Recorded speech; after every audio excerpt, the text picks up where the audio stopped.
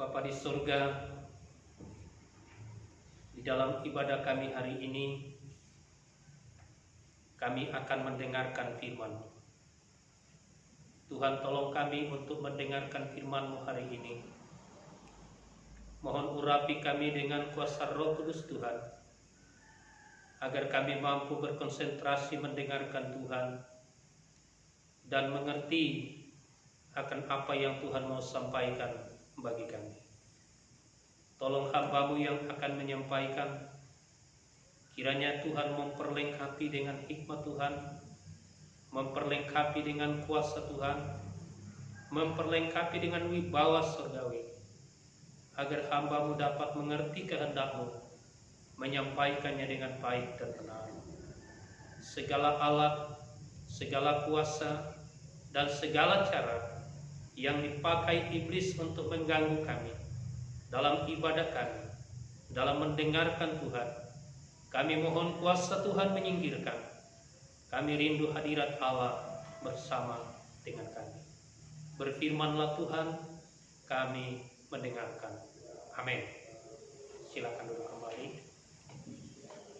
Baik, selamat pagi, selamat bertemu kembali bersama-sama dengan jemaat Tuhan yang dikasihi dalam Yesus Kristus. Kita bersyukur bahwa sekalipun kita sedang menghadapi pandemi COVID-19, tetapi Tuhan senantiasa membuka waktu bagi kita untuk beribadah kepada Tuhan, walaupun dalam suasana yang sangat terbatas. Tetapi seberapa kesempatan yang Tuhan buka bagi kita, mari kita memuliakan Tuhan di dalamnya. Mari jemaat yang kekasih dalam Tuhan, kita akan mendengarkan firman Tuhan hari ini. Kita membuka kitab Yohanes pasal 13. Yohanes pasal 13 ayat 33 sampai pasal 14 ayat yang ketiga. Yohanes pasal 13 ayat 33 sampai pasal 14 ayat yang ketiga. Dengarkan firman Tuhan. Hai anak-anakku, hanya seketika saja lagi aku ada bersama kamu. Kamu akan mencari aku, dan seperti yang telah kukatakan kepada orang-orang Yahudi, ke tempat aku pergi, tidak mungkin kamu datang. Demikian pula aku mengatakannya sekarang juga kepada kamu. Aku memberikan perintah baru kepada kamu, yaitu supaya kamu saling mengasihi, sama seperti aku telah mengasihi kamu. Demikianlah pula kamu harus saling mengasihi. Dengan demikian semua orang akan tahu bahwa kamu adalah murid-muridku, yaitu jikalau kamu saling mengasihi. Pasal 14. Janganlah gelisah hatimu. Percayalah kepada Allah, percayalah juga kepadaku. Di rumah Bapakku banyak tempat tinggal. Jika tidak demikian, tentu aku mengatakannya kepadamu. Sebab aku pergi ke situ untuk menyediakan tempat bagimu. Dan apabila aku telah pergi ke situ dan telah menyediakan tempat bagimu, aku akan datang kembali dan membawa kamu ke tempatku, supaya di tempat di mana aku berada, kamu pun berada. Demikian firman Tuhan yang kita dengarkan melalui pembacaan dari kitab Yohanes pasal 13 ayat 33 sampai pasal 14 ayat yang ketiga. kita akan merenungkan firman Tuhan ini dengan satu pokok renungan yang mengatakan bekerja sama dengan Tuhan. Saya ulangi, bekerja sama dengan Tuhan. Jemaat yang dikasihi oleh Tuhan, hari ini kita memperingati hari di mana Yesus yang disalibkan itu mati dan dikuburkan. Kemudian dia hidup dari kematiannya. Setelah 40 hari, firman Tuhan berkata bahwa Yesus yang hidup dari kematian itu naik ke surga. Sebelum Yesus kembali ke surga, Yesus sudah mengatakan kepada orang Yahudi dan orang-orang lain pada waktu itu, dia katakan bahwa hanya sedikit waktu lagi aku bersama dengan kamu. Sebentar lagi aku akan pergi. Perkataan ini diungkapkan oleh Yesus sebelum ia menjalani penyaliban. Yesus katakan, tidak lama lagi aku akan pergi, dan kamu tidak akan bisa pergi ke tempat di mana aku pergi. Lalu orang-orang yang mendengarkan waktu itu berpikir, dia mau pergi mana? Kok kita tidak bisa pergi ke tempat di mana dia pergi? Ya. Yang dimaksudkan oleh Tuhan Yesus di sini ada dua. Pertama, dia mengatakan sebentar lagi aku pergi, itu dia mau menyampaikan bahwa sebentar lagi dia akan menjalani kematian melalui penyaliban. Dia mau sampaikan bahwa sebentar lagi aku akan menyerahkan diriku untuk disalibkan.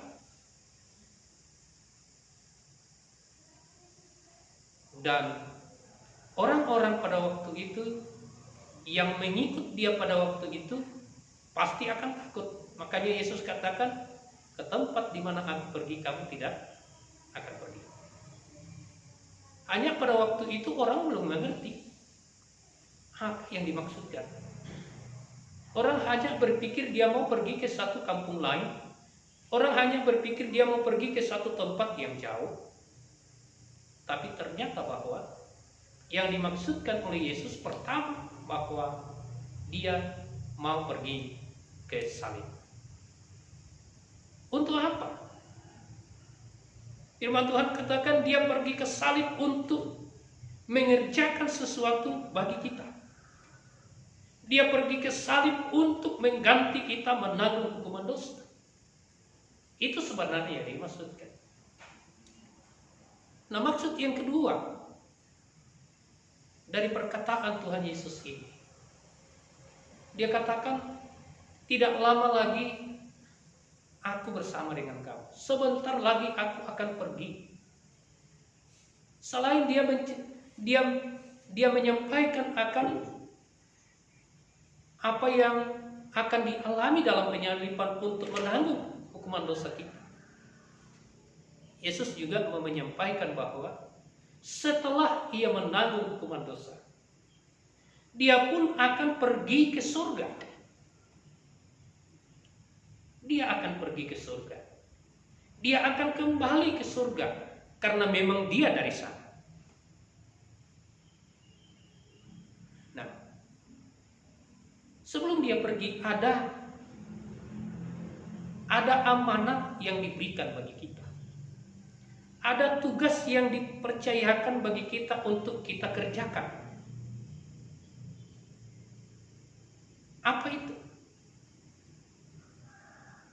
Ayat 34, pasal 13 ayat 34 dan ayat 35. Yesus berkata, "Aku memberi perintah baru kepada kamu,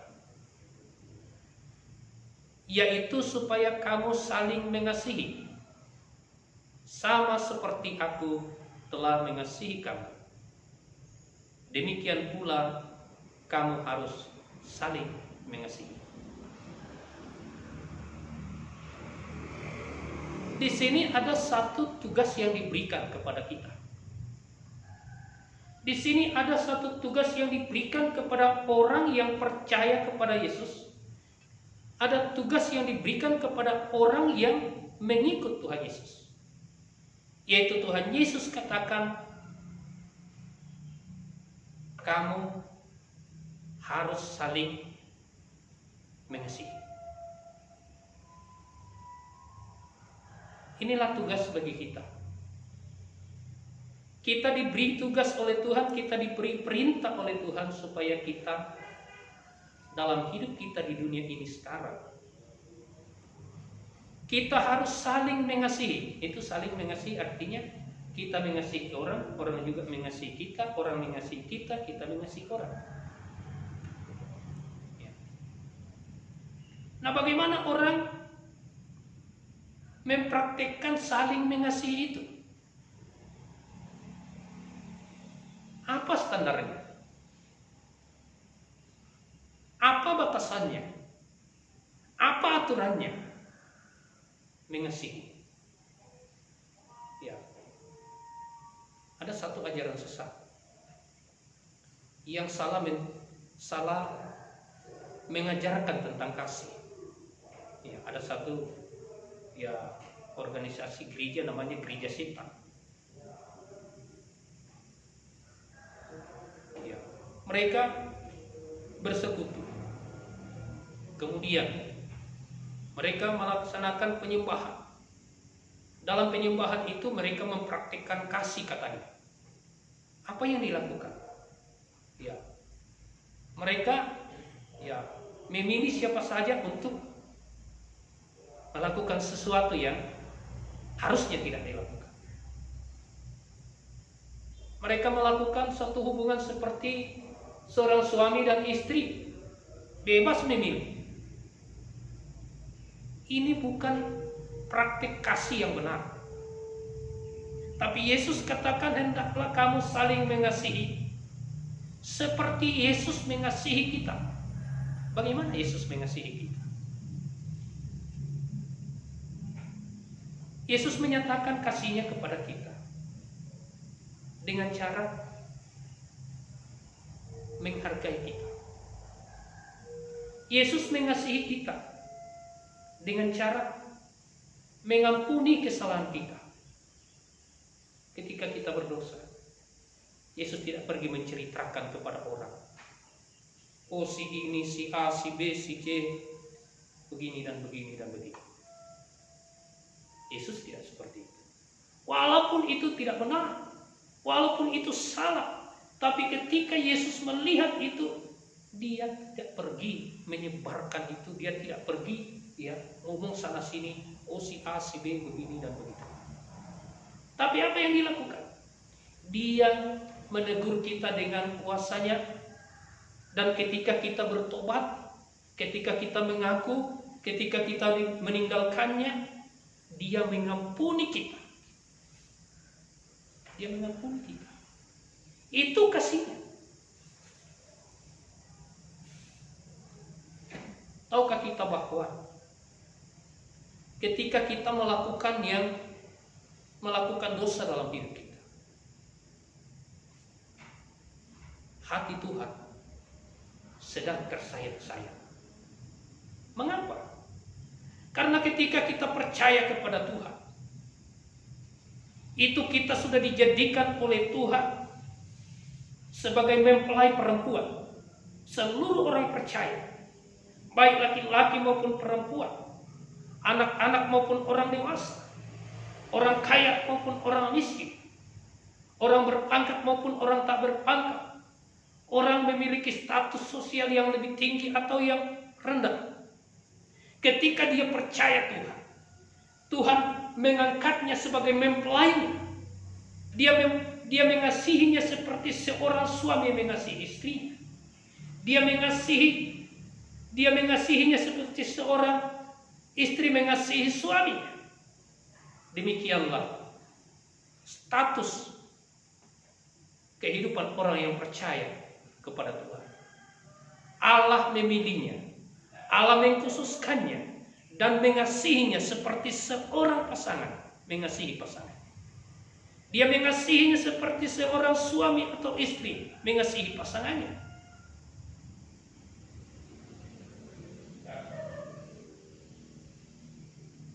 Kalau suami istri ada yang salah satu yang melakukan yang tidak benar, melakukan dosa, pasti pasangannya tersayat-sayat hatinya. Pasti pasangannya sangat menderita. Pasti pasangannya sangat tidak nyaman. Pasti pasangannya sangat terluka. Pasti pasangannya sangat malu. Demikianlah ketika kita sebagai mempelai Tuhan, menjadi pengantin anak domba Allah, ketika kita melakukan dosa dalam hidup kita, betapa hatinya Tuhan terluka, betapa hatinya Tuhan tidak nyaman, betapa hatinya Tuhan tersayat-sayat, betapa hatinya Tuhan tidak tentram. Tetapi dia tidak pergi menceritakan kepada siapa-siapa, oh si ini telah melakukan ini. Tapi dia dengan penuh kasih, dia dengan penuh kesabaran mengingatkan dan mengingatkan, menyadarkan dan menyadarkan sampai kita bertobat. Dan ketika kita bertobat, dia akan menerima kita apa adanya. Dia akan menyucikan kita kembali. Dia akan menerima kita, menyelamatkan kita, dan memberkati kita. Tuhan katakan, menjalani kehidupanmu di dunia ini, hendaklah kamu saling mengasihi seperti aku telah mengasihi kamu. Arti bahwa ketika kita menjalani hidup kita, tidak ada orang yang tidak pernah salah. Tidak ada orang yang tidak pernah berdosa. Hanya dosanya berbeda-beda. Hanya kesalahannya yang berbeda-beda. Tapi apapun dosa kita, apapun kesalahan kita, semuanya melukai Tuhan. Tapi ketika kita datang minta pengampunan kepada Tuhan, Tuhan mengampuni kita. Maka demikianlah Tuhan katakan bahwa ketika engkau melihat saudaramu berdosa, tidak perlulah engkau mengatakan ini dan itu kepada yang lain. Tapi nyatakanlah kasihmu kepadanya supaya dia sadar. Lakukanlah sesuatu baginya dengan baik, dengan penuh hormat, supaya dia bisa sadar dan meninggalkannya. Ketika saudaramu melakukan kesalahan, tidak perlulah engkau bertengkar. Karena ketika kita melakukan kesalahan, Tuhan tidak bertengkar dengan kita. Ketika saudaramu melakukan dosa dalam hidup, tidak perlu engkau melakukan kejahatan yang sama kepadanya. Karena Allah tidak melakukan kejahatan yang sama kepada kita. Selain dia menunggu waktu dan menunggu waktu. Kecuali ketika waktunya sudah selesai dan kita tidak balik-balik. Waktunya sudah selesai dan kita tidak tobat-tobat. Memang sudah ada aturannya bahwa neraka tempatnya. Bapak Ibu Saudara, Yesus sudah ke surga. Dia memberikan tugas bagi kita supaya kita memperkenalkan Yesus, memperkenalkan kasih Yesus di bumi ini kepada orang lain dengan saling mengasihi. Mahatma Gandhi pernah mengatakan kepada orang Kristen di India, dia katakan, aku sangat senang dengan Tuhan Yesus Kristus, Tuhannya orang Kristen. Aku sangat senang dengan Tuhannya orang Kristen.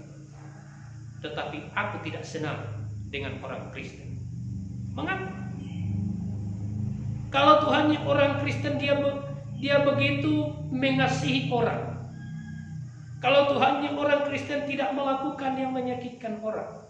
Kalau Tuhannya orang Kristen, dia sabar terhadap orang, menuntun orang, memperhatikan orang. Tetapi kebanyakan orang Kristen tidak seperti Tuhannya. Kebanyakan orang Kristen hidup dalam pertengkaran. Kebanyakan orang Kristen hidup dalam keserakahan. Kebanyakan orang Kristen hidup dalam ketidaksetiaan, hidup dalam persinahan. Dia katakan, ini yang saya tidak suka, yang tidak suka pada orang Kristen. Tapi Tuhannya saya suka karena Dia luar biasa mengasihi. Nah, inilah yang Tuhan mau kita lakukan dalam hidup kita, bahwa menjalani hidup kita.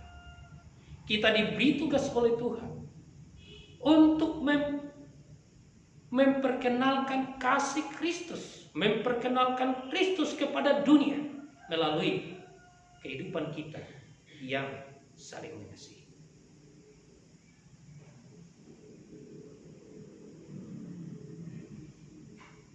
Menanti kedatangan Tuhan,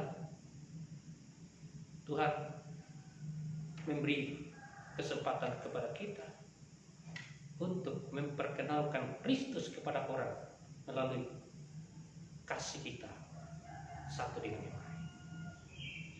Melalui kasih kita kepada orang. Itu yang pertama. Yang kedua, ketika Yesus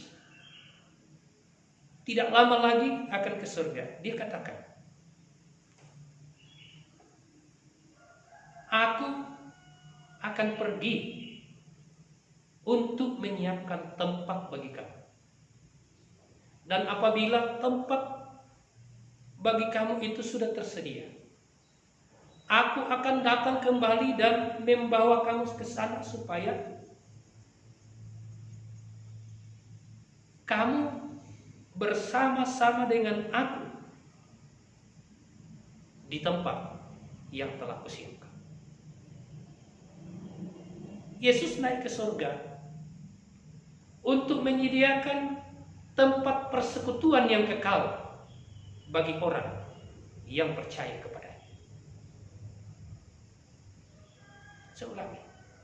Yesus naik ke surga untuk menyediakan tempat persekutuan yang kekal bagi orang yang percaya kepada Yesus. Bapak Ibu Saudara, dalam hidup kita, ketika kita mau bangun gereja, di mana kita tempati bersekutu bersama dengan Tuhan dalam ibadah kita, kita mengorbankan banyak hal. Kita mengorbankan waktu, tenaga, harta, dan pemikiran kita. Kita mengerjakannya, membutuhkan waktu yang begitu lama. Kita berusaha untuk membangun yang terbaik, karena kita ingin memiliki sukacita bersama dengan Tuhan di sana. Dalam kehidupan rumah tangga, kita membangun rumah supaya kita bisa menikmati persekutuan di sana, persekutuan dengan keluarga dan persekutuan dengan Tuhan. Dan kita mengorbankan banyak hal supaya itu bisa terwujud. Tapi ketika waktunya tiba, semua akan berakhir. Bangunan-bangunan yang kita bikin di bumi ini akan hilang lenyap. Persekutuan-persekutuan kita di bumi ini akan berakhir. Tetapi Allah sudah menyiapkan satu tempat persekutuan yang tidak akan pernah berakhir. Itulah surga yang disiapkan Allah bagi kita. Yesus naik ke surga untuk mempersiapkan tempat persekutuan dengan Tuhan bagi umatnya di sana. Dan ketika tempat-tempat kita itu ada, Allah datang memanggil kita dan membawa kita ke sana, supaya di sana kita memiliki persekutuan abadi dengan Tuhan. Persekutuan yang tidak ada kesusahan, persekutuan yang tidak ada air mata, persekutuan yang tidak ada fitnah lagi, persekutuan yang tidak ada lagi saling dengki, persekutuan yang sungguh-sungguh mengasihi di sana.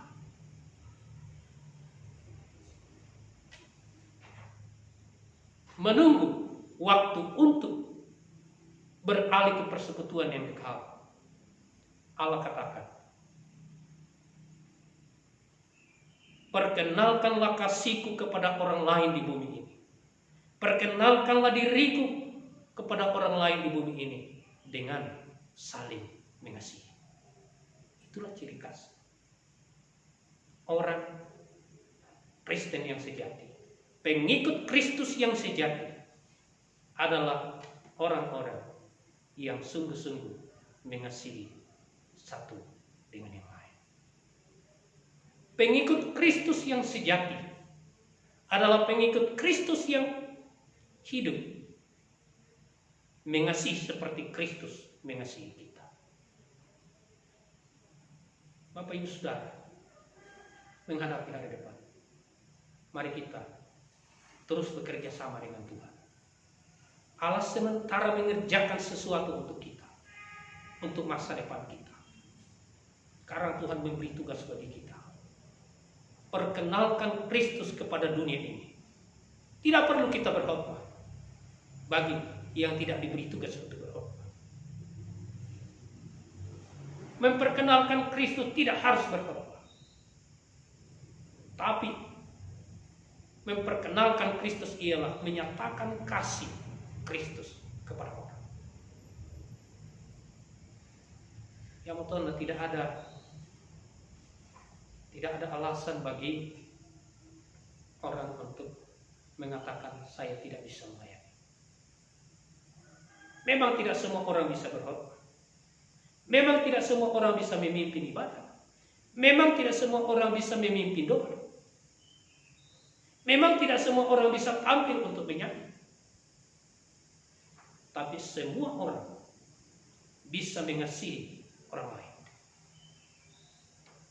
Semua orang bisa mengasihi orang lain. Semua orang yang percaya kepada Kristus bisa menyatakan kasih Kristus kepada orang lain. Memang hidup kita ini sudah dicemari oleh dosa. Ketika kita mau mengasihi orang seperti Kristus, memang kita perlu berlatih. Mungkin hari ini kita berusaha, tapi ya karena kebiasaan yang sudah lama tidak bisa tiba-tiba langsung berubah. Ya, bisa saja kita lalai keluar satu sikap, keluar satu ungkapan, keluar satu perlakuan yang tidak layak.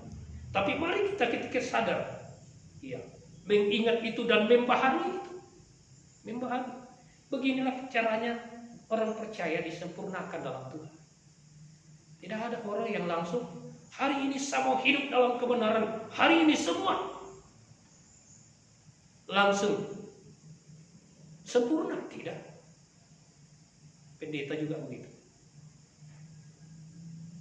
Kita akan terus berlatih dan berlatih, memperlengkapi diri dan memperlengkapi diri, mengikis segala kebiasaan yang tidak benar, mengikis pikiran-pikiran yang tidak benar.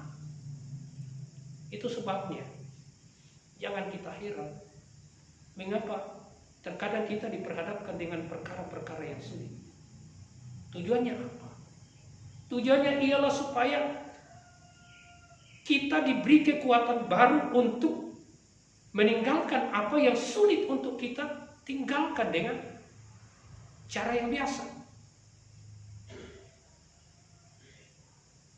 Itu sebabnya terkadang Tuhan mengizinkan penyakit datang pada kita, mengizinkan persoalan datang pada kita, karena ada sesuatu yang memang sulit untuk kita tinggalkan dengan cara biasa. Maka Tuhan mendatangkan sesuatu untuk memaksa kita, menekan kita, memberi kekuatan bagi kita untuk mengubah apa yang salah.